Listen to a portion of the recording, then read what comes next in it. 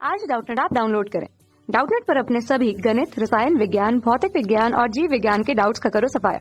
बस प्रश्न की फोटो खींचो, एक ही प्रश्न को क्रॉप करो और तुरंत वीडियो सोल्यूशन पाओ।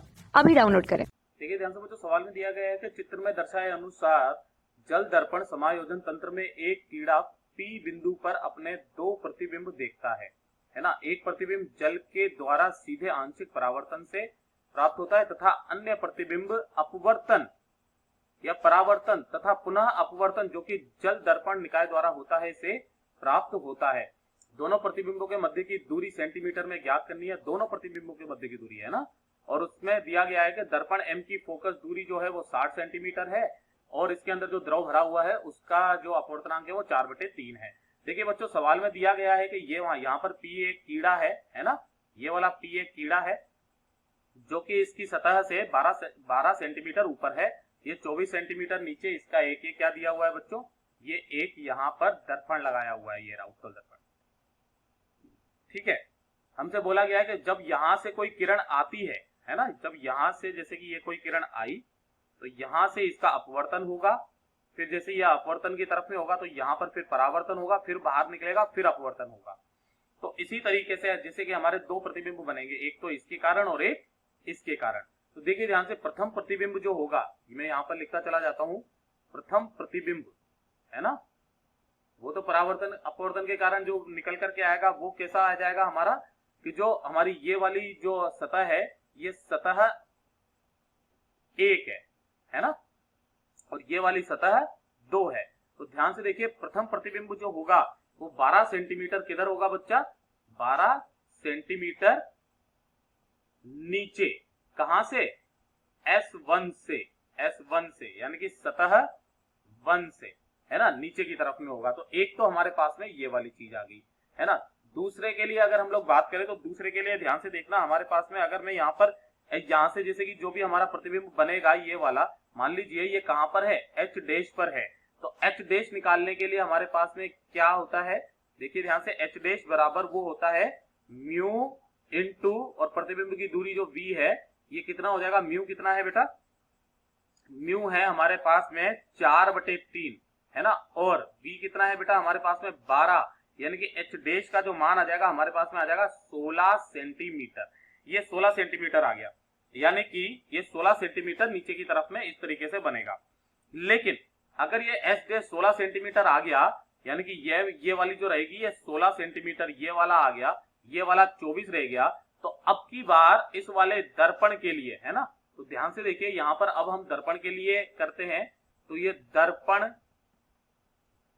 के लिए, तो दर्पण के लिए जो U का मान हो जाएगा, देखिए ध्यान से, वस्तु अब कितनी दिखाई देगी, 24 प्लस 12 दिखाई नहीं देगी, वो दिखाई देगी 24 और प्लस ये कितना आया, ये वाला हमारा 16 आया ना, तो ये 16, 24 प्लस 16 यानी कि ये कितना हो गया हमारा 40 सेंटीमीटर।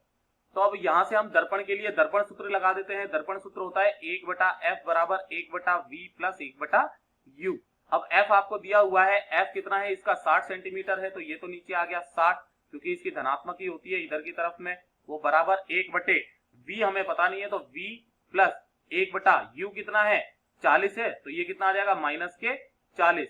यहां से हमारे पास में 1/v का मान जो निकल करके आएगा वो 1/60 प्लस 1/40 निकल करके आया। तो v का मान जो आएगा हमारे पास में यहाँ पर वो आ जाएगा बेटा 20 सेंटीमीटर, 24 सेंटीमीटर। मैं यहाँ पे वापस से लिख देता हूँ, ये लीजिए 24 सेंटीमीटर, यानी कि 24 सेंटीमीटर हमारे पास में यहाँ पर क्या आ गया, v का मान आ गया है ना।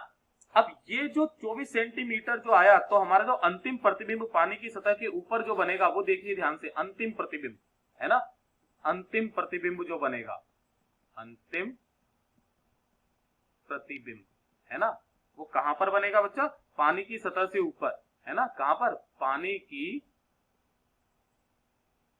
अच्छा 24, ये तो 24 आया ना, यानी कि 24 नीचे की तरफ बनेगा, सॉरी हाँ, ये नीचे की तरफ बनेगा क्योंकि प्लस में है, तो ये 24 सेंटीमीटर नीचे की तरफ में यहां पर बन गया।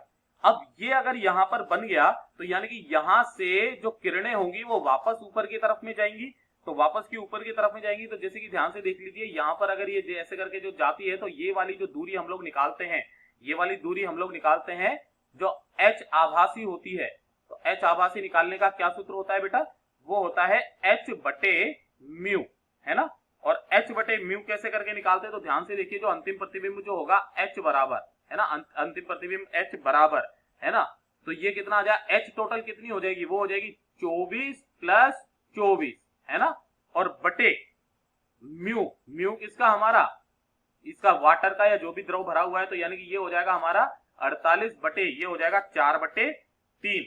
तो 48 बटे 4 बटे 3 यानी कि h का मान जो आ जाएगा वो 3 ऊपर चला जाएगा, यानी कि 12 इंटू 3 बराबर यह आ जाएगा 36 सेंटीमीटर।